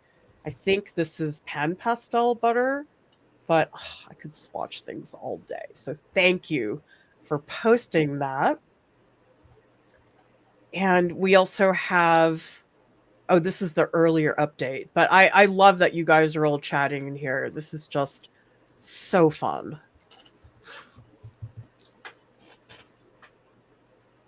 I totally stopped looking at my reference image. Ooh. Oh, what is that about? How could you? Well, I don't like painting leaf by leaf. It stresses me out. It's just a tricky process. Honestly, I'm starting to feel that way a little bit with mine too, because I'm like, there's all these buildings, but I'm like, do I care about all these little buildings? Of course we don't. Why would we care about something like that? Yes. Who cares about structural integrity in a building? And remember, everybody, I am posting updates in the Art-alongs channel because oftentimes you can't really see things very well on the stream. Oh, God, I've got like a dog hair in here. What the heck? Thanks, buddy. Guess you don't have the dog issue, do you? No. Although, actually, do you remember Ace? Yeah, I remember Ace. So you guys may or may not remember, but he was my former roommate's dog. He just turned 3. Oh. And I saw pictures. He looks very, very cute still. Yeah. He was a lot to handle, though. He was. Oh, I know, because he was a puppy, wasn't he? He was a puppy, and the type of dog he was, the poodle mixed with something, they're very intelligent, and so he wouldn't get enough stimulation when I was there because I always had to do work. I was like, yeah, it wasn't my dog. Second, I'm like, there's a lot going on here. I got my own stuff to do, and so he would just get bored. And so, I do miss him though. He was really cute. He's really poor guy.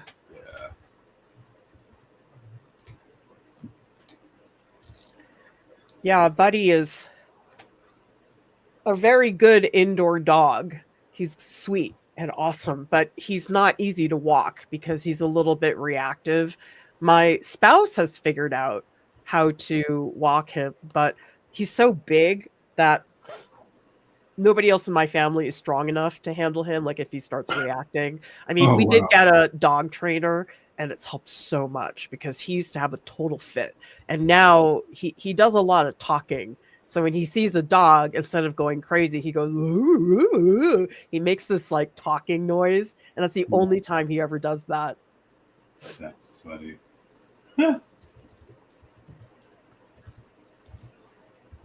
Well, here's a good point from George. If you wanted to do it anyway, why would someone need to pay you? If you want to do it anyway, why would someone need to pay you? Because we have bills. Like that's the thing. It's like, yeah, I would love to do it for free, but life doesn't really necessitate that. if we lived in a free society, at least economically speaking, it'd be a little different. I'm sure we'd have different philosophies on how we do things, but we don't. So I have some things that I will do pro bono because I believe it's necessary, because there is a school district in Texas, and this was during COVID when I was doing a lot of faculty training to help people learn how to teach online. And this the school district called me, and they were having such a hard time. And they said, listen, we just really don't have the funds to pay you at your normal rate for this training. And they were like, we can only give you 100. I'm like, I'll do it. Because I could tell, hearing what they said, that they really needed it. It was not a lot of skin off my back. In those circumstances, I'll do that. Or if it's just something that's so fun that I can't say no. Nothing wrong with that either. Thank you, Courtney. We think Buddy's easy on the eyes. We took him to the groomer the other day. They were like, Buddy's so handsome. I mean, I'm sure they say that to like every dog that goes to the groomer, but we think he's handsome. Yeah.